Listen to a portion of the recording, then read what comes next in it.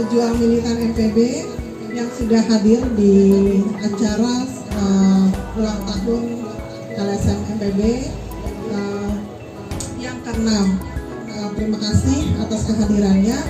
Kita sudah telat banyak, jadi kita mulai aja. Kita langsung mulai aja karena sudah hadir di tengah-tengah kita ada Bapak Kepala Dinas UMKM dan Koperasi KNSM Mulyana Sudrajat, selamat datang. Kemudian ada Kang Adi Kurniawan sebagai Subkoordinator Pindah Datang Disduk Capil. Kemudian ada Kang Mulyadiansah ya sebagai Kepala Bidang Pemberdayaan Sosial Dinas Sosial sekaligus merangkap menjadi Koordinator SLRT yang di Geraha Pancakarsa. Dan ada Kepala Dusun dari Komplek Pura Bojonggede, Pak Ismail. Pak Salim. Ya Pak, saya harus ganti ini dong, bubur merah putih. Terima kasih teman-teman atas kehadiran.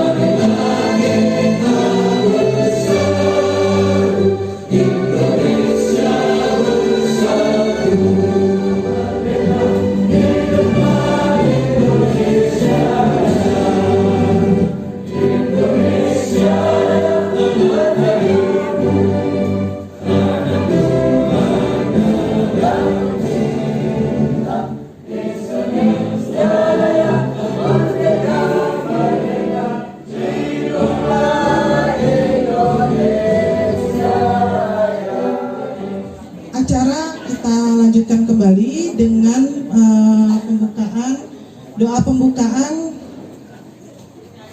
dibawakan oleh Bapak Salim selaku Ketua DKM Masjid Komplek Pura.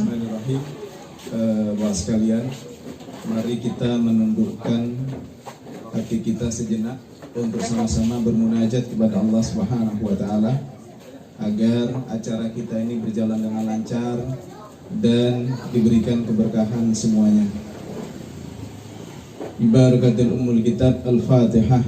A'udzu billahi minasyaitonir rajim. Bismillahirrahmanirrahim. Alhamdulillahirabbil alamin arrahmanir rahim maliki yaumiddin. Iyyaka na'budu wa iyyaka nasta'in. Ihdinas siratal mustaqim. Siratal ladzina an'amta 'alaihim ghairil maghdubi 'alaihim waladdallin. Bismillahirrahmanirrahim. Hamdan syakirin. Allahumma salli ala Muhammad wa ala ali Muhammad. Allahumma ighfir lil muslimina wal muslimat wal mu'minina wal mu'minat al ahya' minhum wal amwat innaka sami'un qaribun mujibud da'wat wa ya qadiyal hajat. Allahumma ighfir lana wa liwalidayna warhamhuma kama rabbawna shighara. Allahumma ighfir lana wa liwalidayna warhamhuma kama rabbawna shighara. Allahumma ighfir lana wa liwalidayna warhamhuma kama rabbana shighara. Rabbana hab lana min azwajina wa dhurriyyatina qurrata a'yun waj'alna lil muttaqina imama. Allahumma abwabal rahmah, Allahumma abwabal rizqi, Allahumma abwabal barakah. Rabbana hab lana min azwajina wa dhurriyyatina qurrata a'yun waj'alna lil muttaqina imama.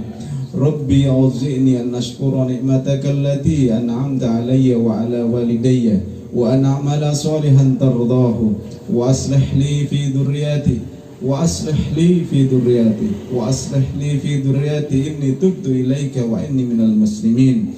Allahumma salamatan fid din wa afiyatan fil jasadi wa ziyadatan fil ilmi wa barakatan fil rizqi wa taubatan qabla al maut wa rahmatan indal maut wa maghfiratan ba'dal maut. Allahumma hawwin fi sakratil maut wan najata minan nar wal afwa indal hisab. Rabbana atina fid dunya hasanah wa fil akhirati hasanatan wa qina adzabannar.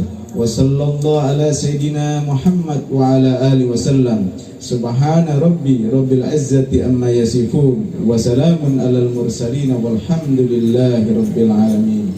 Assalamualaikum warahmatullahi wabarakatuh.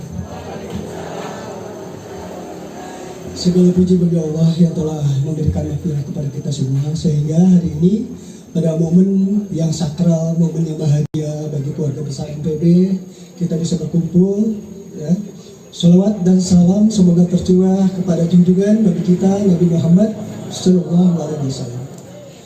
Yang kami hormati tentunya Ahlul Bait, keluarga besar MPB, yang terutama Ketum MPB Bunda Atik. Yang saya hormati dan Allah muliakan para tamu undangan, ada Kadis Koperasi Pak Asep, terima kasih atas kehadirannya. Begitu juga ada Kabit dari Disos Pak Dian, terima kasih atas undangannya. Dan juga ada kesepuhan dari Desa Pura, ya, makasih undangannya. Saya mewakili di sini Sekjen MPB mengucapkan sebelumnya selamat Milad MPB yang ke-6. Sukses selalu buat kita semua di dalam menjunjung kontrol sosial.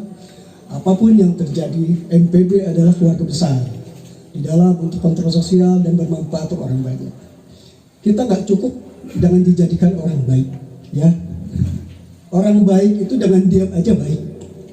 Tapi bagaimana sabda Rasulullah, sebaik-baiknya manusia adalah yang bermanfaat banyak.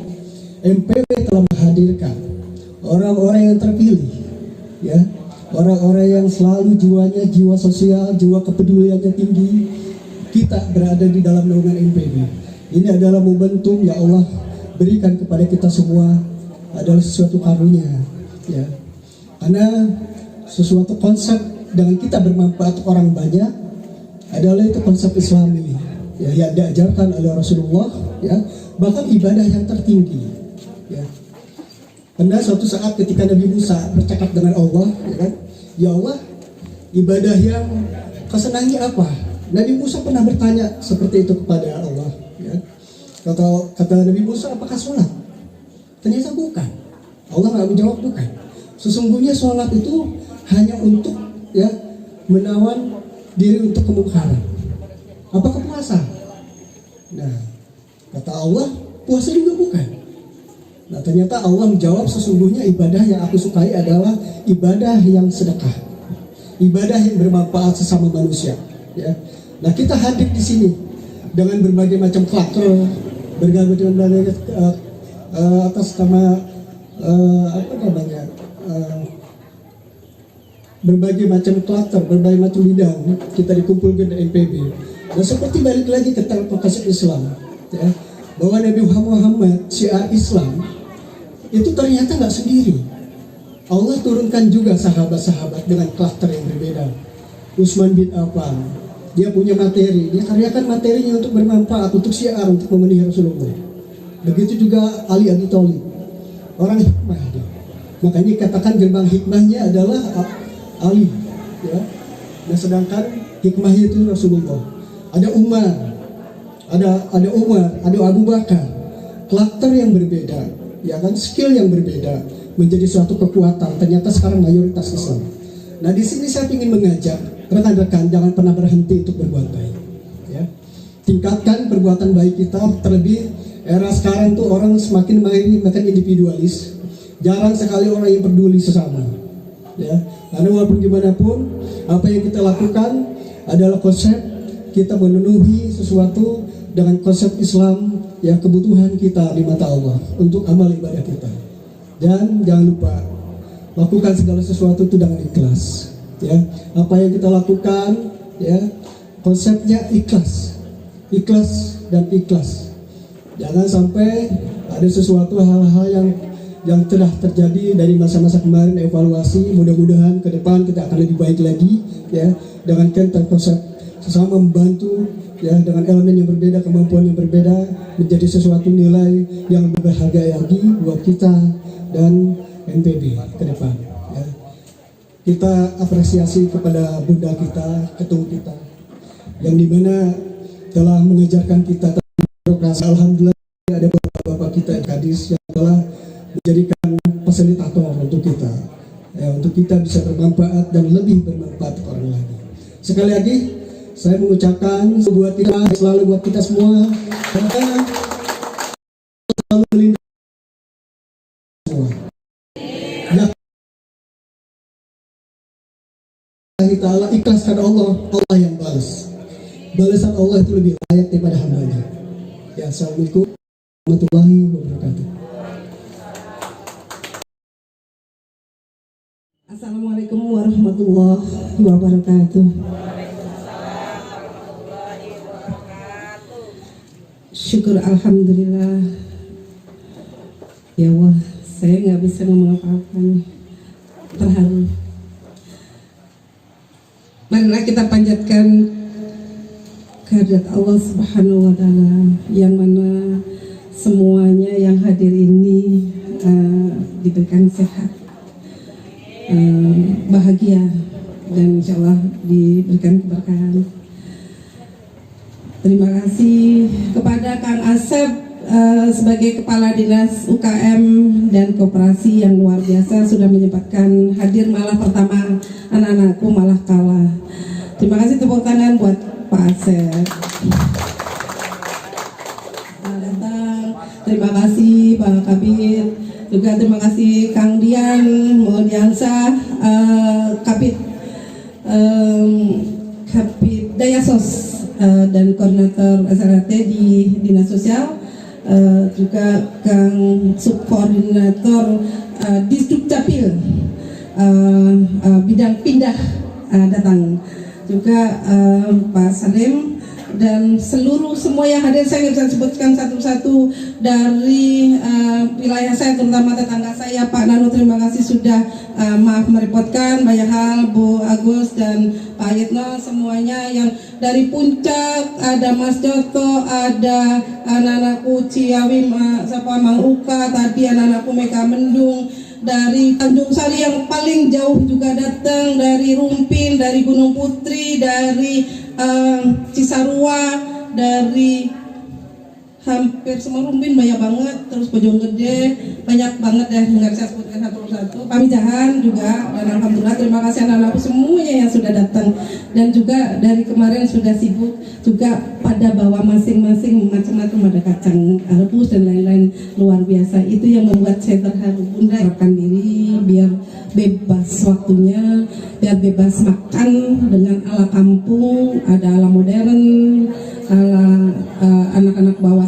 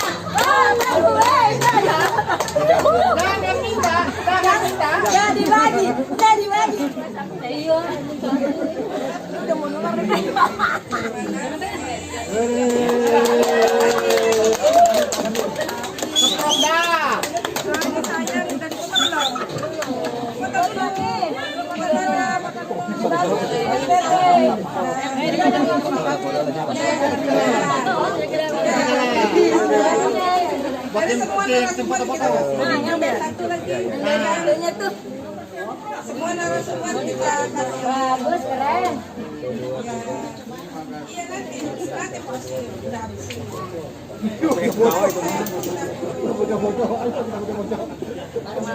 Udah, Abi megang sendoknya doang, Bunda. Kasihan itu sama nyanyi tuh. Nah, saya megang tripod nih, Bun. Bunda, Abi megang sendok doang itu kasihan, Bun. Makasih. Dikasihkan. Bunda, anakku nih yang dikasih.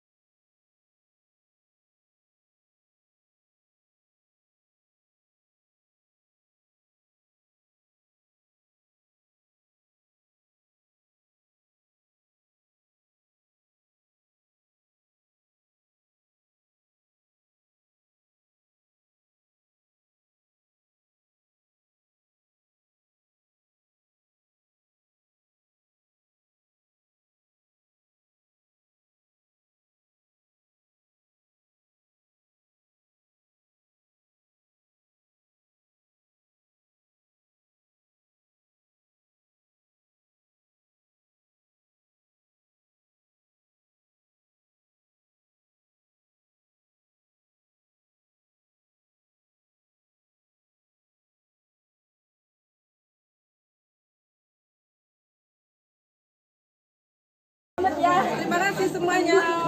Ini selamat buat semuanya. Saya lupa mengucapkan terima kasih kepada seluruh dinas yang sudah bersinergi berkolaborasi dengan NPB selama ini, para pejabat, seluruh pejabat yang sudah bersinergi berkolaborasi dengan NPB. Baik, tadi pertanyaannya dari Bu Ati sendiri bahwa bagaimana sih mengurus perubahan data atau data bermasalah. Terkait perubahan data kita cross check dulu warga tersebut memiliki dasar atau tidak dasar untuk melakukan perubahan. Memang kendala kami itu sewaktu menangani salah satu data PB itu namanya tidak pada sinkron, Pak. Banyak itu nama panggilan. Setelah menunjukkan KTP, nah itu baru nama aslinya. Nah, tolong dilampirkan. Bagus-bagus dia punya akta kelahiran, Ibu. Paling bagus tuh arahkan semua itu punya akta kelahiran, mau bapak-bapak mau ibu-ibu, siapa tahu rezekinya bapak-bapak ibu-ibu bisa umroh, pasti diminta akta kelahiran seperti itu. Ijazah itu sebagai dasar kami, kalau tidak ada dasar kami juga bingung. Kita arahannya pasti harus ada dasar, dan kalau memang sudah mentok kita arahnya ke pengadilan seperti itu. Karena memang kita harus nggak boleh sembarangan ubah-ubah data tanpa dasar, karena kita ada ketentuannya sendiri. Tinggal isi form F106 perubahan data, langsung lampirkan dokumen perubahannya. Ijazah boleh, akta surat nikah KUA juga boleh. Paling bagus akta kelahiran. Masa nggak punya akta kelahiran? Arahin bapak-bapak ibu untuk memiliki akta kelahiran. Sekarang syaratnya mudah kok, nggak susah-susah gitu. Nah, kemudian mengenai KTP data misalnya tidak aktif atau apa, silahkan koordinasi dengan kami. Apa yang membuat data tersebut tidak aktif?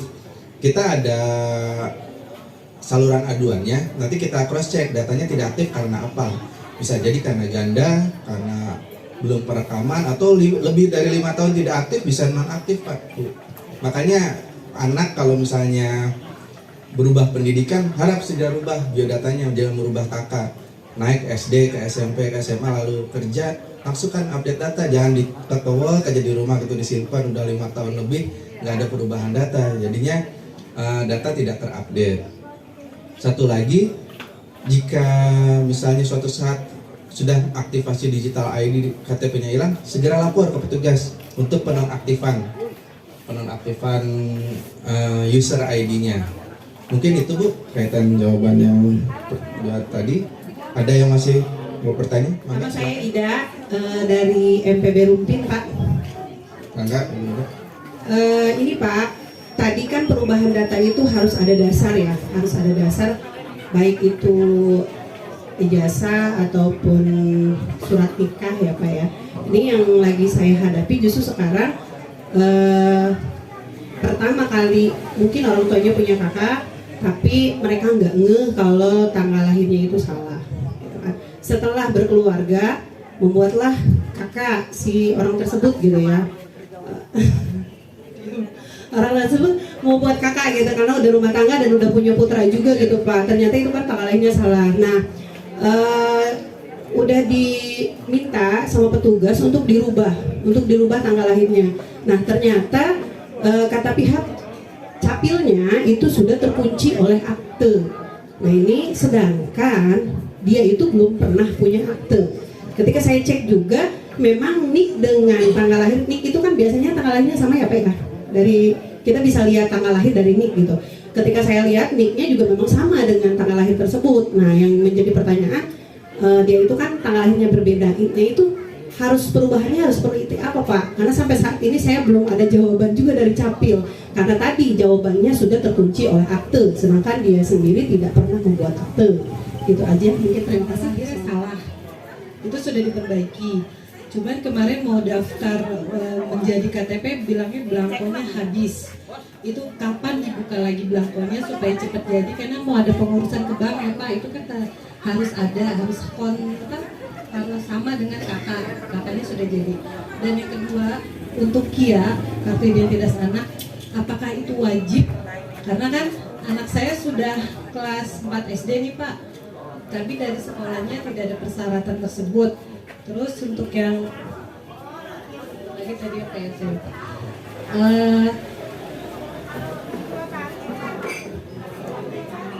Oh iya Pak, satu lagi. Kenapa ya kalau data Dus Capil dengan Disduk Capil Kabupaten Bogor dan di Pemda dengan kelurahan, kenapa dipersulit ya Pak? Saya ngurus itu ada yang harus diurus dari tadi Bu Atik bilang yang TKSK itu udah 1,5 tahun menggantung. Tolong Pak konfirmasinya, maksudnya harusnya seperti apa? Semua syarat sudah dijalani, tapi kok masih menggantung seperti itu Pak? Sudah dilakukan perubahan tanggal lahir, maksudnya diikuti dengan tanggal lahirnya. Jika laki-laki misalnya tanggal 14, ya 14, kalau tanggal perempuan itu ditambah 40 depannya. kemudian diikuti dengan nomor urut. Tapi hal ini tidak mutlak bahwa harus sesuai. Karena apa? Misal suatu saat itu ada perubahan dengan melampirkan dokumen atau ada kesalahan tapi ada sumber datanya itu berlaku tetap seumur hidup. Nanti bisa dilihat sendiri di Undang-Undang Kependudukan Undang-Undang 24 tahun 2014 ya, bahwa NIK itu berlaku tetap, tidak berubah, tidak mengikuti tempat seperti dulu. Jadi dia tetap berlaku tetap karena nanti ke depan itu single ID, orang ID-nya itu ya itu gitu, dan harus ingat Bu gitu, jangan sampai kita ID sendiri lupa seperti itu.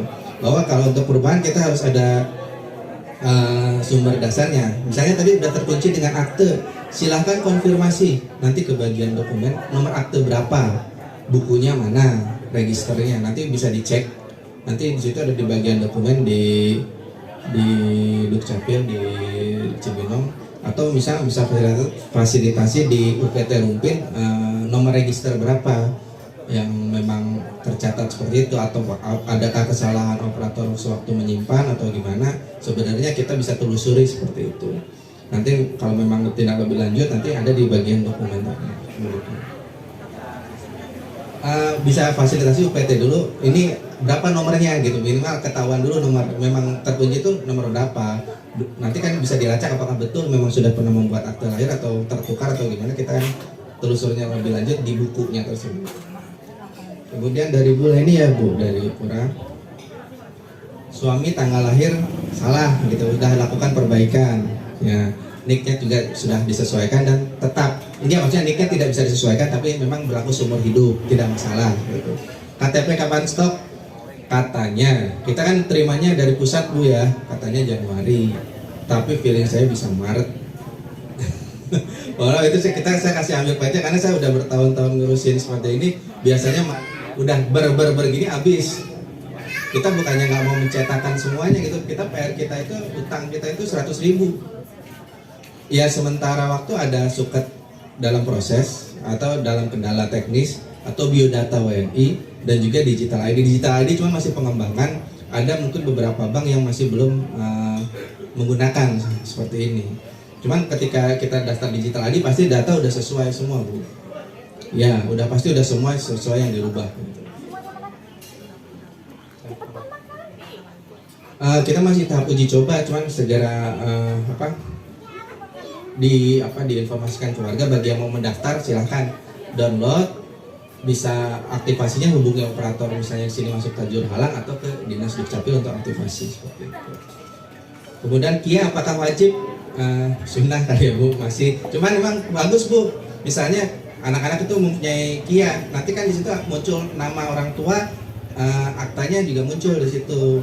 Juga kita ketika menggunakan kendaraan umum nggak usah bawa-bawa kata Bu, ibu naik KAI gitu ya. Verifikasinya tunjukkan aja KIA. Juga kemarin 2021 kita ada sebagai kartu diskon Bu, bisa ke Safari. Juga nanti kita akan pemanfaatannya, kemarin itu masih ada di Bumi Aki, bisa ada potongan 10% seperti itu Bu.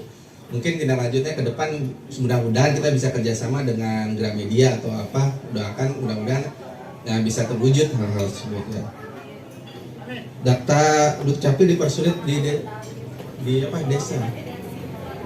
Nah ini saya nggak tahu yang nggak sinkronnya tuh pengurusan apa gitu. Insya Allah kalau memang kaitan dengan Dukcapil, kita kalau ada masalah atau misalnya ada aduan, kita difasilitasi dengan coba klik Sisapa Bu. Sisapa, jadi portal aduan. Misalnya kalau memang ada kendala di desa, kita nggak tahu nih kendalanya urusan apa. Kalau urusan di Dukcapil, kita urusannya pasti ada di petugas operator atau di UPT seperti itu, ngadunya silakan ke situ. Kalau untuk di desa atau di desa ya khususnya di daerah sini itu, kita nggak tahu nih permasalahannya kendala tidak sinkronnya, sinkron apanya dulu seperti itu. Kita siap Oh gitu ya, mangga silakan. Karena memang kita urusan kependudukan kita tidak diperlukan lagi surat pengantar kecuali ada titik satu kecuali untuk warga yang belum pernah terekam. Misal anak baru lahir itu harus pakai pengantar. Jika pindah datang tinggal isi formulir. Jika ada perubahan nggak usah pakai pengantar desa atau RT lagi.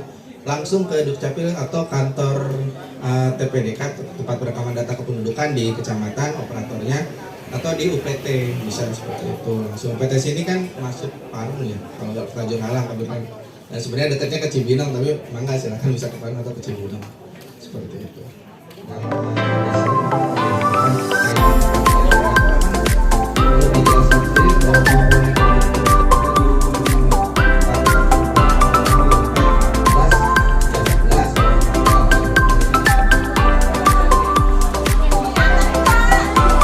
Paling jelas. Paling jelas.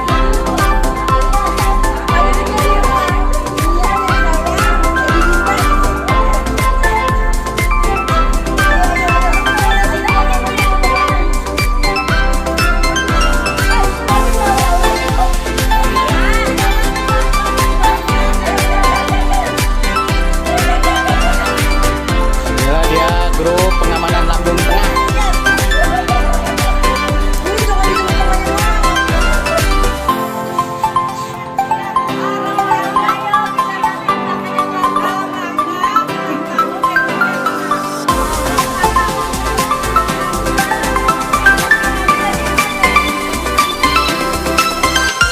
Mana aku yang berbuat nyatanya?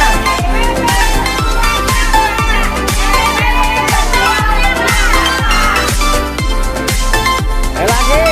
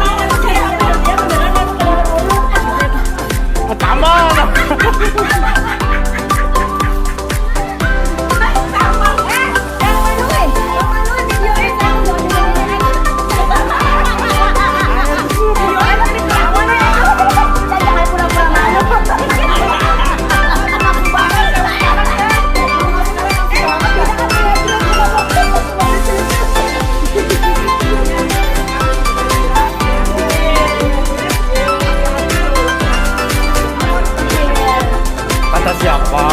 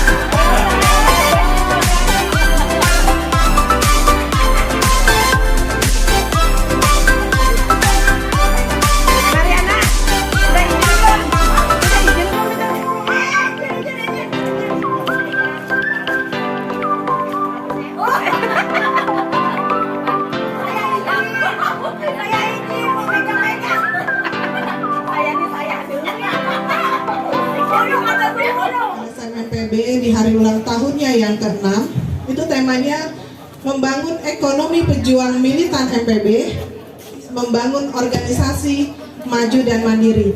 Jadi sudah saatnya teman-teman MPB tidak hanya bergerak secara sosial, tetapi juga bagaimana meningkatkan ekonomi diri sendiri, juga membangun ekonomi di sekitarnya. Ketua Umum LSM Markas Pejuang Bogor, Ibu Atik, beserta seluruh pengurus. Yang saya hormati relawan MPB se-Kabupaten Bogor yang pada hari ini sudah hadir. Bapak, Ibu yang saya hormati, sekali lagi saya ucapkan selamat ulang tahun untuk LSM MPB.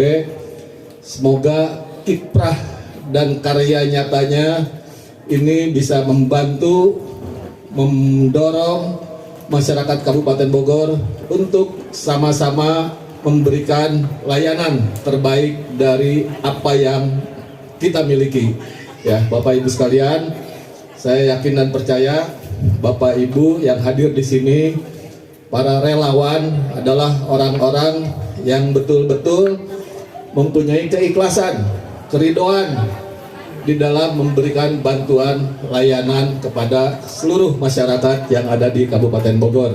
Ya, tentunya dalam memberikan layanan, Bapak Ibu ya harus terorganisir, harus tersistematikakan. Ya, ibu-ibu relawan dari MPB ini harus dekat satu dengan RT, dengan RW, dengan desa, dengan kecamatan, dengan kabupaten, dengan dinas-dinas yang ada di kabupaten, dengan lembaga-lembaga atau organisasi-organisasi yang ada di Kabupaten Bogor.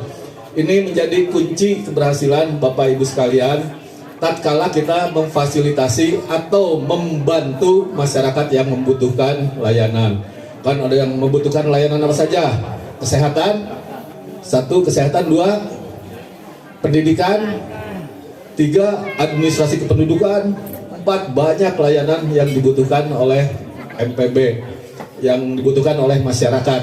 Makanya secara bertahap, secara berjenjang, saya berharap Bapak Ibu atau relawan-relawan yang hadir ini selalu ada kedekatan dengan sistem-sistem yang bisa melancarkan fasilitasi terhadap kebutuhan yang ada di masyarakat. Memang banyak hambatannya, ya. Ketika dicari orangnya nggak ada, ketika dibutuhkan ternyata tidak ada. Nah itu di situ layanan ini perlu betul-betul tersistematika. MPB karena jadi kalau ada petugas MPB atau relawan MPB itu ada namanya. Ini ada namanya. Jadi kalau misalnya ada dinas-dinas dan lain-lain, ciri khasnya MPB ini ada logonya MPB.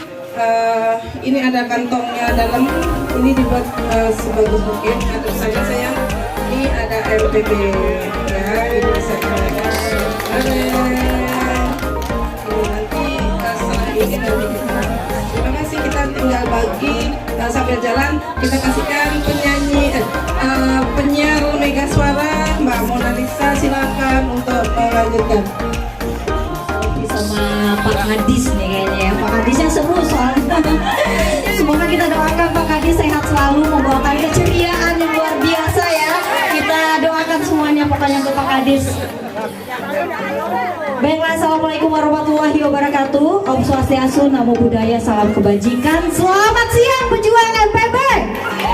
Tepuk tangan yang luar biasa untuk teteh-teteh, akang-akang luar biasa ini pejuang MPB. Sebelum kita memulai lagi acaranya, melanjutkan acara yang tadi, kami juga mengucapkan selamat datang untuk seluruh narasumber dan juga kepala dinas yang sudah hadir. Dan sebelum kita tayangkan nih Bun, kita tanya dulu salah satu teteh-teteh akang-akang ini yang merupakan pejuang dari MPB. Salah satu, ada gak sih yang mau cerita mengenai kesannya bergabung di MPB ini? Salah satu. Ini kita lihat ya perjuangannya luar biasa. Nanti kita ada videonya. Mungkin ada salah satu teteh atau akang yang mau memberikan kesan. Teteh, perjuangan dari mana? Ini aja nih. Cerita kesannya. Soalnya kan nanti kita tayangkan, banyak yang melihat ya teteh ya. Perwakilannya dengan teteh.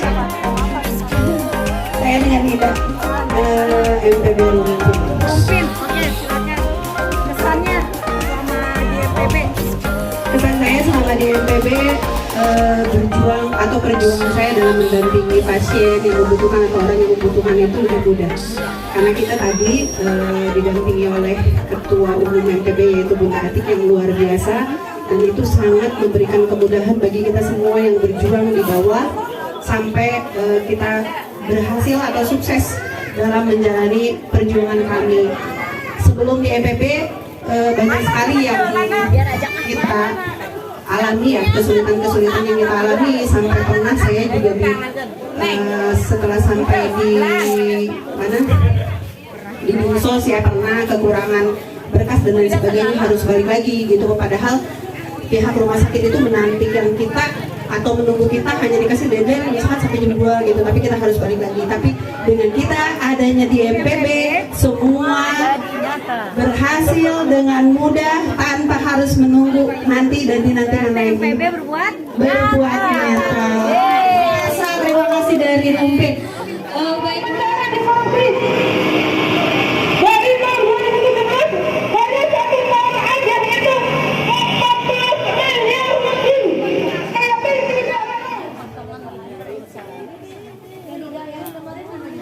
boleh pertanyaan dari Bunda atau apa?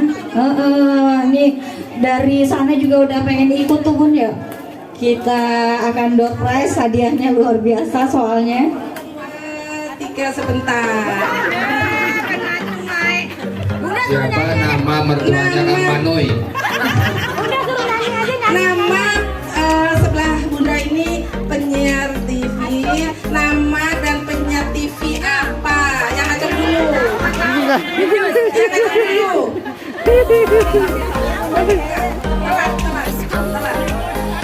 Telat. Ayo. Yang Aida. Saya dari penyiar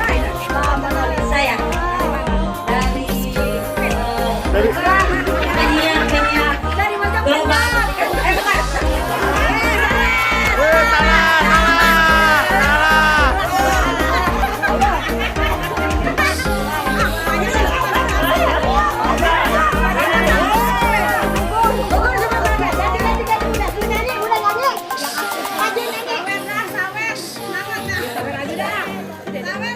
Sudah.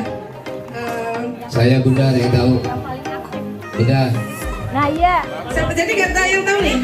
Saya tahu. Saya Bunda. Saya Bunda. Siapa?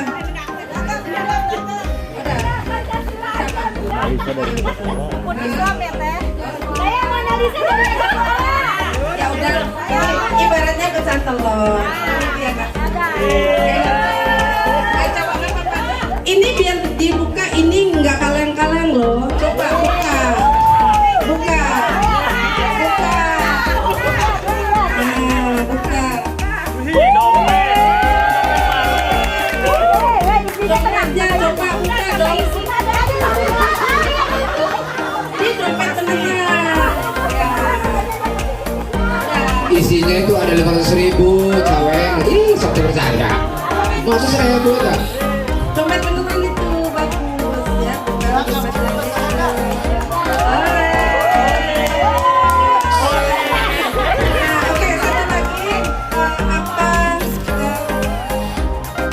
Ya. Yang tadi yang baru aja. Iya, Yang baru. ceramah yang narasumber yang terakhir yang sebelum penerbangan siapa namanya, ke dinas apa? Coba tanya apa? Apa?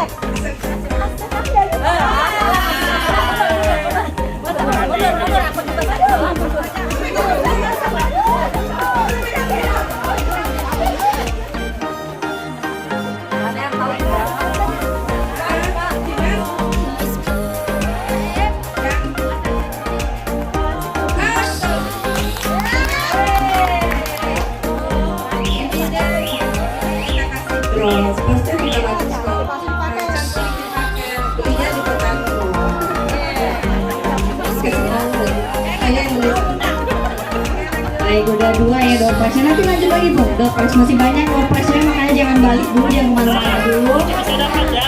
Boleh teman-teman atau rekan-rekan semuanya duduk dulu, kita akan langsung menyimak dari perwakilan BNN Kabupaten Bogor.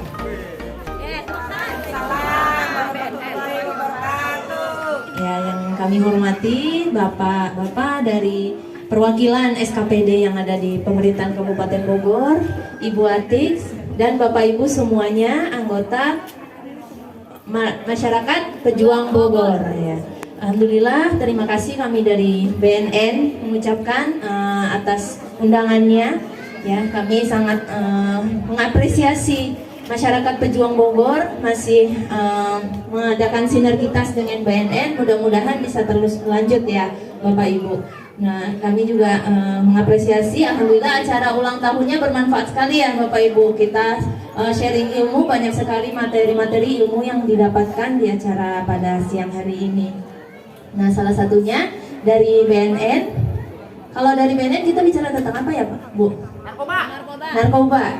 Ya, jadi mungkin sekelas perkenalan BNN, mungkin banyak masyarakat yang nggak tahu ya kenapa ada BNN. Kan di Polri, di Polres juga udah ada ya gitu tentang narkoba. Apa sih bedanya tugasnya BNN sama Polri gitu ya, sama polisi? Jadi sedikit mungkin menjelaskan beberapa perbedaannya polisi sama BNN. Nah, kalau BNN itu tugasnya di nomor 35 tahun 2009. Jadi BNN itu sebenarnya khusus lebih ke narkotika.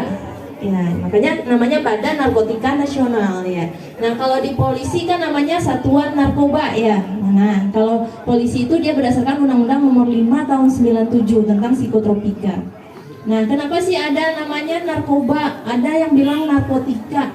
Ya, kira-kira Bapak Ibu ada yang tahu nggak bedanya? Ayo. Ya, ada lagi mungkin yang pernah dengar bilang namanya nafza. Ya, nah apa sih bedanya itu ya? Nah, jadi sebenarnya narkoba itu Bapak Ibu singkatan dari 3. Ya, ada 3 golongan dalam narkoba itu. Narkotika, ya benar, narnya, koknya, psikotropika, dan bahan adiktif, Pak. Ya, jadi baknya itu bahan adiktif. Nah, jadi narkotika itu ternyata bagian dari narkoba. Nah, kalau nafza apalagi, Pak? Nafza sama dengan narkoba, ya. Tapi biasanya nafza itu dipakai istilahnya di kedokteran. Dokter bilangnya nafza, tapi sama aja itu kita bilangnya narkoba. Nah-nya narkotika, P-nya psikotropika, Z-nya zat adiktif. Ya, jadi ternyata narkoba itu terdiri dari 3 jenis. Nah, yang pertama itu ada narkotika tadi ya, Bu, Pak. Narkotika contohnya apa aja ya, Pak, Bu? Sabu, putau, ya, yang biasa udah banyak di masyarakat tahu biasanya narkotika itu. Iya, morfin, cimeng, genjer. Genjer masuk narkoba nggak?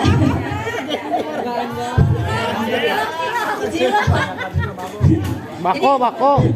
Kalau cimeng itu tadi nama lainnya apa ya, Pak? Ganja, ya, ganja atau cimeng. Bukan cireng ya, Pak, Bu. Kalau cireng mah enak ya. Jadi ada ganja, ada sabu. Kalau yang bentuknya pil apa namanya, Bu? Nah, Ekstasi. Ekstasi ya. Nah, ekstasi termasuk narkotika. Kemudian tadi putau, morfin. Ya. Kira-kira kalau menurut Bapak Ibu narkotika itu ada manfaatnya nggak? Atau emang dilarang semua? Kenapa? Kalau yang sebelah sini ada manfaatnya? Atau memang tidak boleh semua? Ada. Buat apa? Obat penenang. Untuk obat bius. Ya, nah itu salah satu manfaat dari narkotika. Nah, kenapa narkotika itu tidak boleh? Karena sebenarnya narkotika itu kalau digunakan dengan benar, misalnya emang sakit, ya boleh ya, boleh digunakan. Yang tidak boleh itu adalah disalahgunakan, ya. Maka namanya penyalahguna, ya, karena dia tidak sakit, dia sehat-sehat saja, tapi dia minum obat, ya. Makanya disebut penyalahguna. Nah, jadi contoh narkotika yang bermanfaat itu adalah morfin, ya. Bapak Ibu, morfin itu untuk obat bius. Nah, kalau obat-obat penenang tadi ada Bapak yang bilang ya, obat penenang. Nah, itu lebih ke psikotropika, jenis yang kedua ya. Nah, kemudian obat batuk. Bapak Ibu kalau batuk minum obat, ya. Nah itu ada kandungan narkotikanya. Ya, tapi narkotika yang ada dalam obat itu sebenarnya ada yang di golongan 3, di golongan 2. Jadi narkotika itu ada golongan 1, golongan 2, golongan 3-nya. Ya. Yang tidak boleh sama sekali digunakan itu di golongan 1. Ya, dia hanya untuk pengembangan ilmu pengetahuan. Ya, hanya untuk penelitian. Contohnya ganja, sabu, ekstasi, putau, ya, itu sama sekali tidak boleh digunakan. Ganja itu kandungan yang banyaknya itu THC namanya kan, tetrahydrocannabinoid. Nah, yang narkotikanya itu yang bikin ketergantungannya itu THC itu. Ya, makanya ganja di Aceh itu kualitasnya bagus karena bikin candu banget, efeknya kerasa banget gitu ya. Sementara kalau ganja yang untuk pengobatan itu yang tinggi kandungannya namanya CBD. Ya, jadi yang bisa digunakan untuk pengobatan itu kandungan CBD-nya yang lebih tinggi yang bisa digunakan untuk medis, sementara THC-nya sangat sedikit. Ya, nah sedangkan di Indonesia kandungan CBD-nya yang sedikit. Terus kalau misalkan ini banyak kejadian ibu ya sekarang dengan narkotika itu ya, terutama di kita pada umumnya mungkin apa ganja, apa sabu, ada itu kalau misal pemakai ini ya tertangkap itu kan biasanya dimasukkan penjara. Kadang keluarga juga gimana gitu ya, tidak ada. Terus kadang-kalanya kan orang sekarang prinsipnya ketika anak ditangkap itu bukan karena ditangkap orangnya, ada bahasa begitu di masyarakat. Yang ditangkap bukan orang, tapi yang ditangkap uangnya gitu. Nah, betul. Kan masih belum paham, masih belum tahu tadi Pak, karena di undang-undang yang menyalankan untuk rehabilitasi ya Undang-Undang 35 tahun 2009, jadi itu karena masyarakat umum belum paham gitu ya Pak. Jadi kan karena undang-undangnya juga baru tahun 2009 gitu ya Pak. Jadi kita masih terus mensosialisasikan tadi itu kalau misalnya dia memang penyalahguna, ya, jadi sebelum keduluan tertangkap polisi ya Pak, nah mending langsung dibawa dilaporkan ke BNN.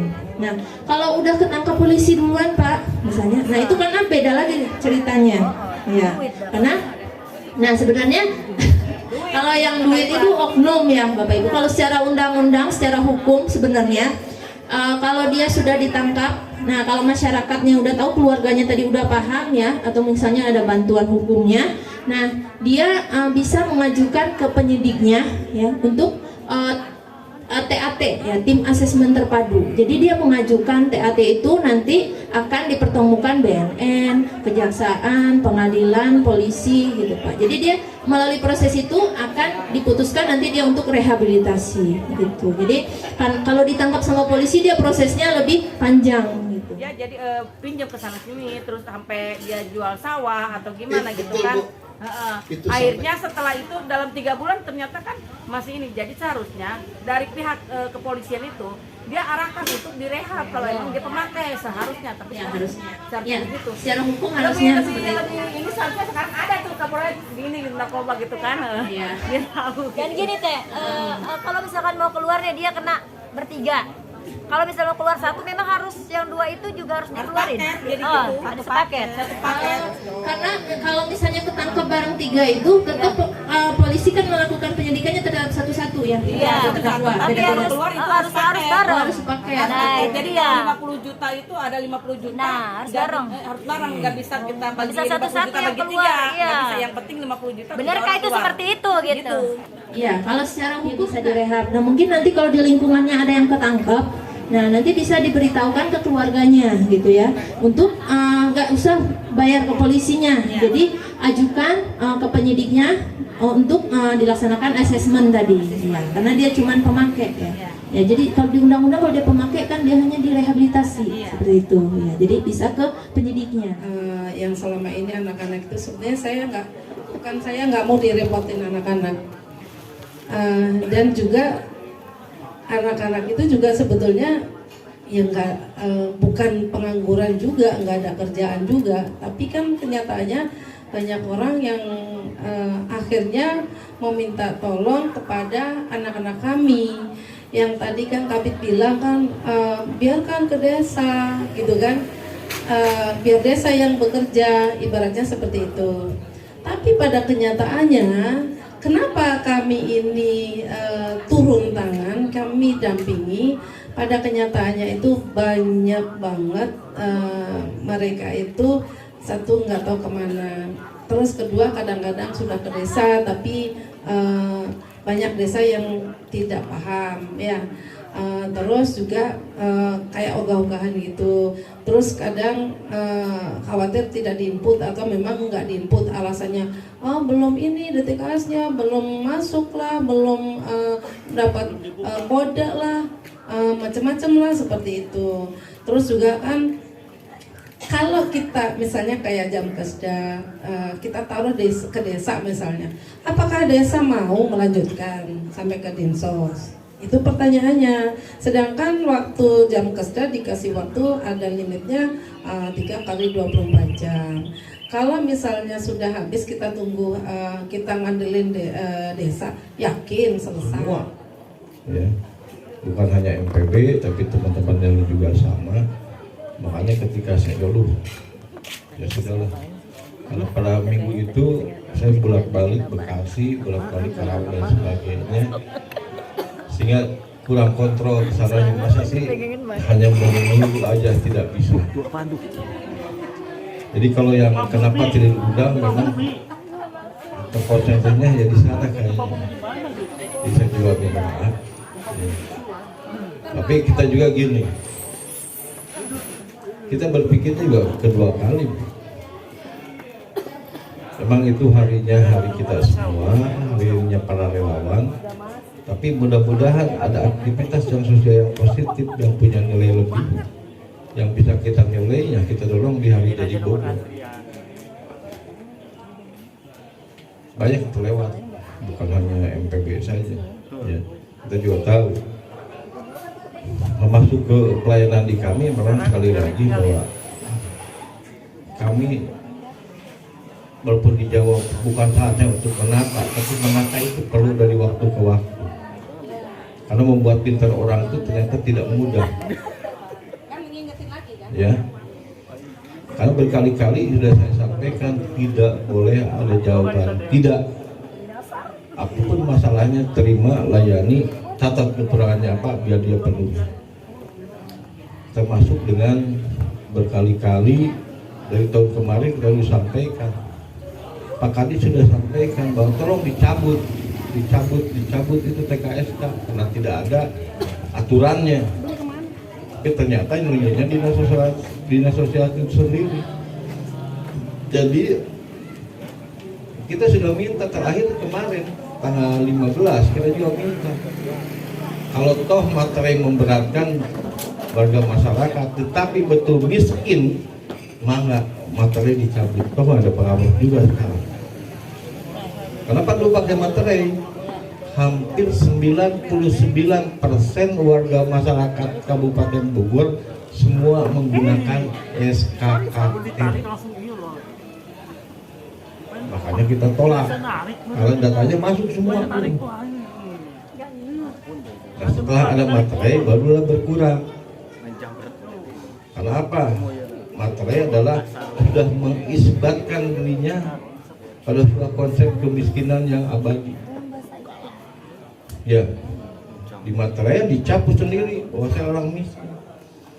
Tapi insya Allah dengan berjalannya waktu, kita juga akan mendorong pada yang membuat suratnya untuk mencabut surat di SKKM. Tidak butuh lagi tanda tangan TKSK, tidak perlu lagi bermaterai, kecuali yang instruksi dari pusat. Yang persa kalau nggak salah itu dari pusat. Ya, kalau jam pasar di pusat. Tapi kalau sifatnya APBD, insya Allah yang penting kita berkomitmen untuk terus memberikan pelayanan terbaik bagi warga masyarakat. Kendala kita ditemui. Di kita ada 435 desa kelurahan. Memang tidak semuanya siap. Tidak semua SDM desa siap melayani warga masyarakat. Maka itu tadi pemerintah di zaman saya belum lahir sudah mengamanatkan bahwa tanggung jawab pembangunan bidang kesejahteraan sosial bukan hanya kewajiban pemerintah, tapi kewajiban kita barengan. Ada pengusaha, ada warga masyarakat. Nah, kita ini warga masyarakat yang membantu memfasilitasi warga masyarakat yang tidak terkemot, yang tidak terlayani, yang tidak tertangani oleh warga masyarakat yang katanya berkewajiban dalam bidang pelayanan sosial. Karena pembangunan sosial bukan hanya milik dinas sosial semata, tapi kami sebagai stakeholder-nya, kami juga dibantu oleh dinas pendidikan, dibantu oleh dinas kesehatan, dinas pendidikan, UMKM dan lain sebagainya dalam rangka mencapai warga masyarakat yang sejahtera. Jadi teman-teman sekalian, Kabupaten Bogor kita memang rawan bencana, ya. Tipikal bencana kita, saya sedikit cerita untuk wawasan teman-teman. Itu sangat dipengaruhi oleh kondisi geografis. Di wilayah selatan, ya, dari sisi timur Tanjung Sari, Cariu, terus selatan Cisarua, Megamendung, terus sampai ke arah barat, di sana ada Lewiliang, Pamijahan, sampai Cigudeg, Jasingan, Sukajaya. Itu kan daerahnya bergunung berbukit. Bencananya jelas potensinya adalah longsor, banjir bandang. Di sisi utara yang relatif datar, ya, dari arah Jonggol, Cilengsi, Gunung Putri, ya, Parung Panjang, Gunung Sindur, Parung Panjang, itu relatif datar. Kita potensi bencananya adalah banjir genangan. Sungai-sungai di sana tuh potensi meluap semua itu, ya. Di antara tekuk bukit, ya, daerah-daerah antara lereng ke datar itu rawan angin kencang. Nah, angin kencang adalah bencana yang paling sering terjadi di kita. Dan kalau bencana angin kencang pasti sasarannya adalah pada umumnya atap, termasuk rangka atapnya, ya. Nah, kita sangat sering sekali Bapak Ibu. Jadi tadinya pasti teman-teman mengalami, ya. Saya masuk di Dinas Perumahan Agustus akhir tahun lalu. Sebelumnya saya lama di BPBD. Nah, begitu saya masuk, ternyata ada data korban-korban kejadian bencana alam dari 2019, 2020, 2021 itu belum dapat penanganan sama sekali. Usul tadi, persoalannya diregulasi. Kedua, alasan klasiknya tidak ada anggaran. Ketika tidak ada anggaran, saya telusuri persoalannya diusulin enggak? Ternyata memang belum diusulkan. Jadi, oke. Saya pertama terpikir tadi merubah peraturan bupati kita tentang belanja tidak terduga, yang prosesnya ribet. Yang tadinya BTT itu belum memasukkan untuk rehabilitasi, kita masukkan klausulnya, ya. Jadi sekali lagi Bapak Ibu teman-teman sekalian, pemerintah itu berjalan berdasarkan aturan. Aturan siapa yang buat? Ya kita sendiri toh. Nah, jadi kalau ada hal-hal yang pelayanan yang sifatnya lambat, suruh bikin aturannya, tinggal dibuat, ya. Nah, begitu di dalam peraturan tentang BTT bahwa BTT bisa digunakan untuk rehabilitasi rumah, bisa untuk melakukan relokasi, ternyata bisa gitu. Tinggal berubah, nggak perlu ditetapkan, gitu, ya. Termasuk urusan lain lah, ya, mungkin urusan sosial, kesehatan, kalau memang sekiranya menghambat dan sebagainya, bikin aturannya, ya. Nah, jadi dalam kesempatan ini saya ingin cerita tentang apa yang dilaksanakan oleh Dinas Perumahan Kawasan Pemukiman dan Petenahan, khususnya untuk kalau di dalam bencana, kami mainnya di pasca bencana. Ada 4 jenis pelayanan, ya, yang kami berikan pada rakyat Kabupaten Bogor, khususnya yang tertimpa bencana. Pertama, kami akan memberikan rehabilitasi atau perbaikan atas rumah yang rusak. Ada rusak berat, berdasarkan nilai kami, bantuannya setinggi-tingginya 25 juta, rusak sedang maksimal 10, rusak ringan maksimal 5 juta. Kalau rumahnya roboh total, gitu, ya, karena yang awalnya mungkin konstruksinya nggak standar atau memang rumah bilik, bisa kita bangun lagi, kita robohkan, kita bangun lagi, yang kita sebut rekonstruksi. Ya, Pak RT, kita sekarang atas dorongan MPB, kita sekarang sedang melakukan rekonstruksi satu rumah di mana Pak RT? Di Kampung Malingping, RT 5 RW 2, Desa Sukasari, Kecamatan Rumpin, Bogor. Nah, kita nggak kondisi rumahnya tadi seperti apa? Pagi kerjanya. Yang awalnya itu bilik, dan alhamdulillah berkat dorongan dari ketua LSM kita, Bunda, dan sekarang mulai dikerjakan untuk realisasi. Terima kasih. Nah, RT-nya terima kasih juga sudah mengawal dari awal. Ini juga, ya Bapak Ibu, jadi sebulan lalu, ya Bu Atik, ya, kami mengajukan yang tadi kan rehab sudah ya, yang kedua rekonstruksi, membangun ulang di lokasi semula. Begitu kami ajukan ditolak karena di peraturan kita belum mencantumkan rekonstruksi. Rekonstruksi belum ada dasarnya. Udah kita rubah lagi aturannya. Jadi aturan itu dirubah lagi bulan lalu gara-gara kita rubah lagi, kita masukkan itu Pak di aturannya bahwa selain untuk bisa rehabilitasi, bisa rekonstruksi. Nilainya berapa? Kita diskusi 50 juta. Ya, jadi untuk rekonstruksi nilainya 50 juta. Masuk dan akhirnya cair. Jadi pemerintah itu sebetulnya bukan pelit atau asal ada aturannya aja kok sebenarnya. Nah, akhirnya itu keputusan bupatinya kita rubah. Ya, tadi yang belum ada rekonstruksi kita masukkan rekonstruksi, membangun kembali. Debat alat itu sampai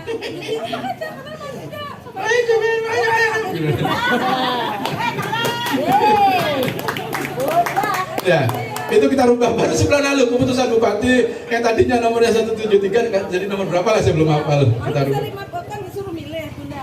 Kalau milih 25 atau 50, kalau bisa 50 kenapa tidak? Apa yang harus kendalanya? Kendalanya di rumah aja.